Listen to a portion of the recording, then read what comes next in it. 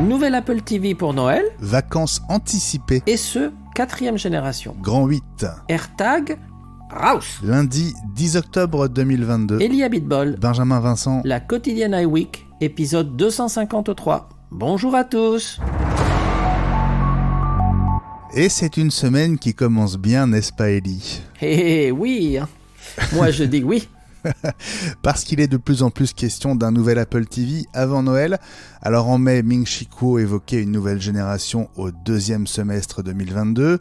Le mois dernier, c'est Mark Gurman qui disait que la sortie d'un nouvel Apple TV, je cite, approchait. Nous vous avons parlé ici, c'était mardi dernier, de cette télécommande dont le dessous est incurvé, déposée par Apple auprès de la FCC. 4 nouveautés seraient en fait dans les tuyaux. Un processeur plus rapide, le A14 Bionic des iPhone 12, 4 Go de RAM au lieu de 3, la nouvelle fameuse télécommande, et peut-être un prix plus bas. Et ça, Ellie, ce serait à contre-courant du mouvement actuel. Oui, et j'ai d'ailleurs un peu de mal à croire qu'Apple va faire une baisse de prix, même si l'Apple TV est beaucoup plus cher que ses concurrents dans les autres univers. Alors, ces nouveautés sont attendues, et c'est sûr que le A14 sera le bienvenu. Un tout petit peu de RAM interne, ok. Il ne parle pas du tout des configurations. Donc, le problème des Apple TV actuels, c'est que la mémoire est quand même un peu limitée quand vous commencez à installer des applis. On tombe souvent sur des messages du style « on a vidé le cache de vos applis parce qu'on était à court de mémoire ». Pourtant, j'avais saturé ma 32, je me suis commandé une 64. Donc, est-ce qu'on aura une 128 ? Ça serait bien, puisque ces messages de capacité saturée sont un peu fatigants. J'ai lu dans les commentaires de l'article aussi, évidemment, le commentaire que j'aurais pu écrire en premier en disant « Est-ce qu'Apple va enfin libérer le pass-through audio qui a été bloqué depuis tvOS 12 ?» Ça serait tellement bien. L'Apple Store britannique de Milton Keynes a déjà demandé à ses équipes de ne pas poser de vacances entre le 15 septembre et le 7 octobre 2023. Alors Ellie, est-ce qu'ils anticipent déjà l'iPhone 15 ou est-ce qu'il pourrait y avoir autre chose aussi ? Bon, ce qui est sûr, c'est que l'iPhone 15, oui, probablement nouvelles Apple Watch, ça on peut être quasiment sûr. Je ne pense pas qu'il y aura de nouveaux AirPods, ça ne se justifie pas ce rythme-là. Mais pour le reste, c'est trop tôt pour savoir qu'est-ce qui va se passer à la rentrée 2023, c'est vraiment trop tôt. Mais en tout cas... C'est étonnant quand même. Oui, c'est étonnant parce que l'info a fuité. Maintenant, c'est une info qui, à mon avis, circule dans tous les Apple Store du monde d'année en année. Pour te dire, moi, j'ai aussi des périodes blackout en vacances depuis 40 ans. Donc, mes équipes savent que à partir de mi-septembre et jusqu'à Noël, c'est pas le bon moment pour poser des vacances. Pendant ce temps, les contours du prochain iPhone SE 4e génération se dessinent progressivement.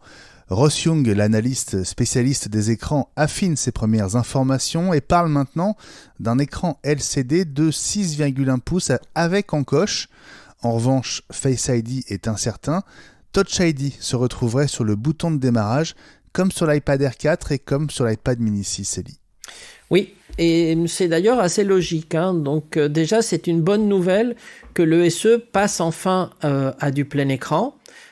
Par contre, ils vont pas mettre Face ID parce que justement ça le rapprocherait trop des iPhones qui à ce moment-là seraient des iPhone 15, on va dire. Ce qu'on a lu aussi, c'est que l'encoche serait plus petite justement parce qu'on n'aurait pas besoin de mettre Face ID avec cette projection de 30 000 points en infrarouge. Donc du coup, ça serait plus petit.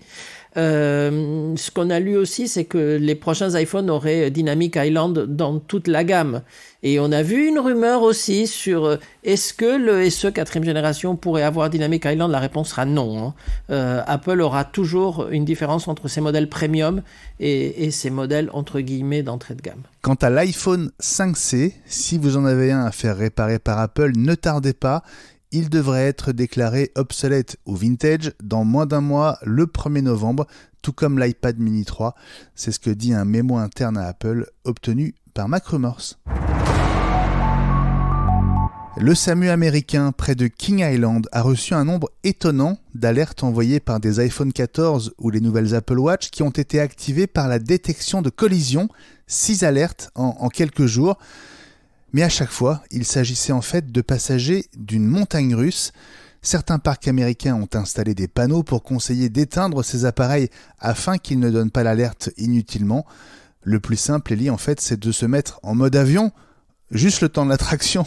Oh oui, je suis bien d'accord, parce que là, effectivement, ça a pris de l'ampleur, mais on ne peut pas reprocher aux Apple Watch, voire aux iPhones, justement de prévenir en cas d'une supposée collision, parce que ceux qui ont pris des montagnes russes savent à quel point ça ressemble à une collision. Moi, je suis totalement allergique, donc moi, ça risque pas de déclencher. On ira faire un tour de Grand 8 tous les deux.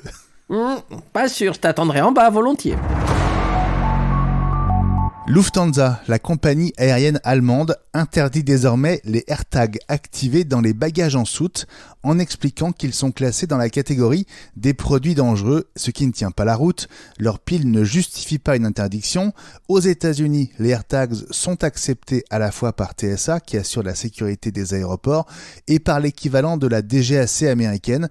Et donc probablement, Ellie, une mauvaise pub pour rien pour la concurrente d'Air France. Oui, et d'ailleurs, les réseaux sociaux s'en sont emparés et tout le monde se moque de la bureaucratie allemande, entre guillemets, parce que c'est sûr que les AirTags ne sont pas du tout un danger vu la taille de la pile. Vous pouvez avoir dans vos bagages d'autres produits qui auraient une petite pile bouton comme ça. Par contre, les commentaires les plus drôles disent que c'est une façon d'éviter que les clients puissent prouver pourquoi les bagages se sont perdus et où. Donc ça m'a bien fait rire. La quotidienne iWeek revient demain.